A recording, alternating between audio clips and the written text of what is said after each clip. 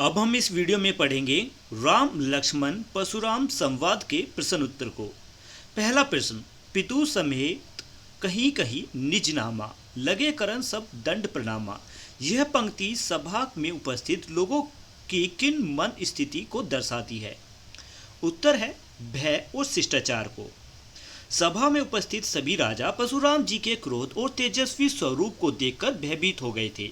इसी डर के कारण वे अपना परिचय देकर दंडवत प्रणाम करने लगे। इसीलिए यह पंक्ति भय और शिष्टाचार को की मन स्थिति को दर्शाती है। अगला प्रश्न, जनक बहेरी आई सिरुनावा, सी बोलाई प्रणामु करावा। पंक्ति से राजा जनक के व्यवहार की कौन सी विशेषता उद्घाटित होती है? उत्तर है शिष्टाचार।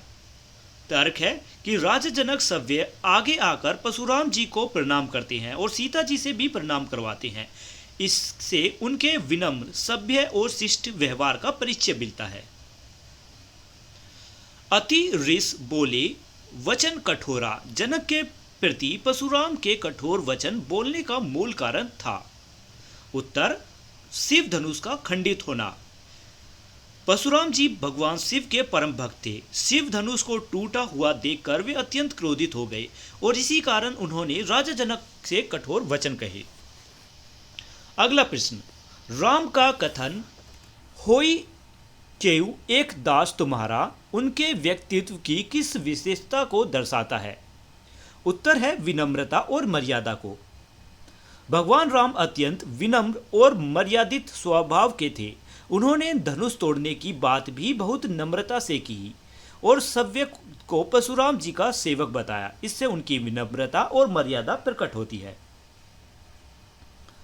सुनी मुनि वचन लखन मुस्काने, बोले परधूस रही अपमाने। लक्ष्मण के मुस्कुराने और उपहास भरे वचनों का क्या कारण था?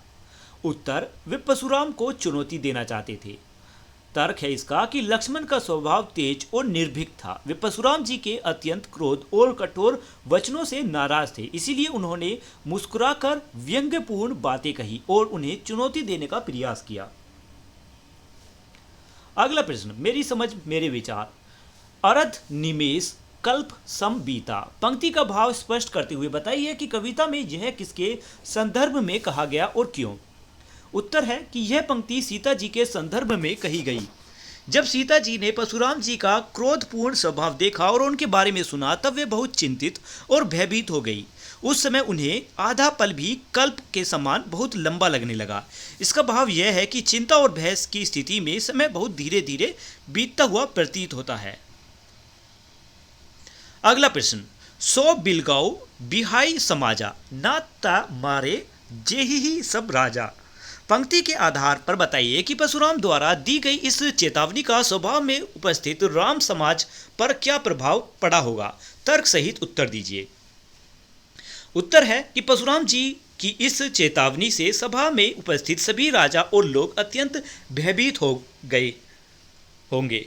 परशुराम जी बहुत पराक्रमी और क्रोधी माने जाते थे। जब उन्होंने कहा कि यदि धनुष तोड़ने वाले को अलग नहीं किया गया तो वे सभी राजाओं को मार डालेंगे, तब पूरा सभा में डर और तनाव फैल गया होगा। राजा को यह भी डर भय रहा होगा कि कहीं परशुराम जी सचमुच क्रोध में आकर विनाश न कर दे। यही कारण था कि सभी लोग शांत और चिंतित दिखाई दे रहे थे।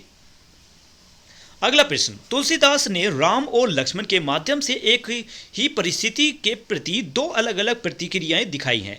आपकी दृष्टि में परशुराम के क्रोध को शांत करने के लिए राम का विनय का मार्ग उचित है या लक्ष्मण के तर्क का?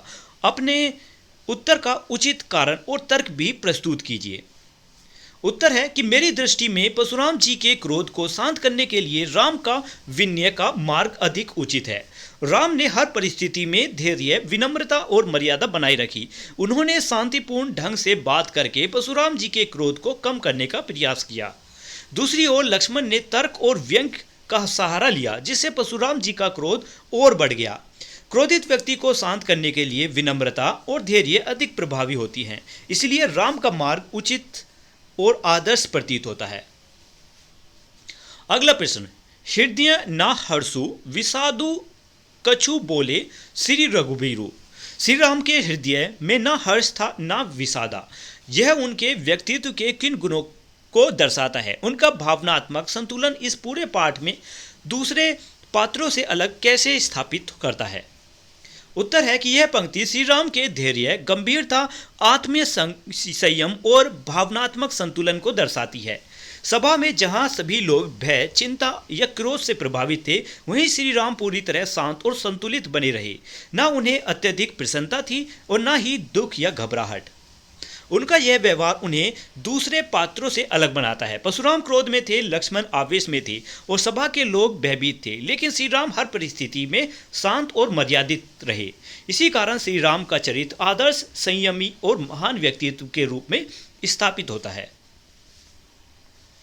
अगला प्रश्न, कल्पना कीजिए कि आप जनक की सभा में उपस्थित एक राजा हैं। परशुराम जी के आगमन से लेकर उनके गमन तक की कथा अपने शब्दों में लिखिए।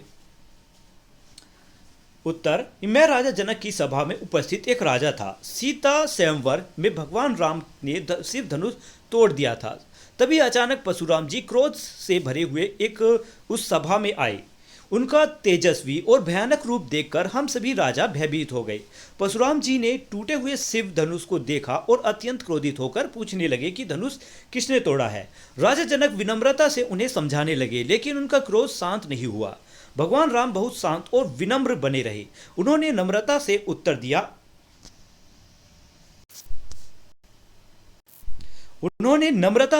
दिया। दूसरी ओर लक्ष्मण जी ने परशुराम जी के कठोर वचनों का व्यंग्यपूर्ण उत्तर दिया, जिससे सभा का वातावरण और तनावपूर्ण हो गया। हम सभी राजाओं को डर था कि कहीं बड़ा युद्ध ना हो जाए, लेकिन अंत में भगवान राम की विनम्रता, धैर्य और महान शक्ति को देखकर परशुराम जी का क्रोध शांत हो गया। फिर वे भगवान राम की महिमा को स्वीकार करके वहां से चले गए। अगला प्रश्न, अति डरु उतर देव नृप नाही, कुटिल भूप हंसे मन माही। जनक द्वारा डर के से चुप रहने का अन्य राजा मन में प्रसन्न क्यों हुए होंगे? उत्तर, जब राजा जनक डर के कारण कुछ उत्तर नहीं दे पाए, तब कुछ कुटिल राजा मन ही मन प्रसन्न हुए होंगे, क्योंकि वे जनक की परेशानी और अपमान देखकर खुश हो रहे थे। वे शायद ईर्ष्या या द्वेष की भावना रखते थे। उन्हें लगा होगा कि जब जनक कठिन परिस्थिति में फंस गए हैं, राजा जनक कठिन परिस्थिति में फंस गए हैं। यह मनुष्य के व्यवहार की उस सच्चाई को उजागर करता है कि कुछ लोग दूसरों की कठिनाई या संकट देखकर भीतर ही भीतर प्रसन्न होते हैं। ईर्ष्या और स्वार्थ के कारण वे दूसरों की परेशानी में भी आनंद महसूस करते हैं। अगला, कविता का सौंदर्य, राम की विनम्रता। इसका उदाहरण है, नाथ शंभु धनु बंज निहारा, होई के एक दास तुम्हारा। दूसरा, परशुराम का रौद्र रूप किस पंक्ति में दिखाया गया? अति रिस बोले वचन कठोरा, कहूँ जड़ जनक धनुष के तोरा। लक्ष्मण का प्रत्युत्तर पंक्ति में दिखाया है, बहु धनु ही तोरी लरिकाई, कबहु न असी रिस किन्ही गोसाई। फिर है पौराणिक संदर्भ, पंक्ति है, सुनहु राम जेहि शिव धनु तोरा, सब सहस बाहु सम सो रिपु मोरा। फिर है नाटकीयता, सुनी मुनि वचन लखन मुस्काने, बोले परधु रही अपमाने। फिर है भाव पहचान और एवं विश्लेषण के उत्तर। पहले भाव, फिर संबंधित पंक्ति, फिर संबंधित पात्र और फिर मन स्थिति का कारण। जैसे चिंता, पंक्ति है, विधि अब सांवरी बात बिगारी। संबंधित पात्र यानी ये किसकी पंक्ति के लिए इस्तेमाल किया गया है? सीता की माता सुनन्या के लिए। मन स्थिति का कारण, पुत्री स्त्री के विवाह और भविष्य को लेकर चिंता। दूसरी तरफ क्रोध, अति रिस बोले वचन कठोरा। ये इस पंक्ति से क्रोध झलक रहा है और ये पंक्ति इस्तेमाल हुई है परशुराम जी के लिए। और कारण क्या था? शिव धनुष टूटने का कारण अत्यधिक क्रोध। इसी तरीके से बाकी उत्तर हैं यहाँ पर।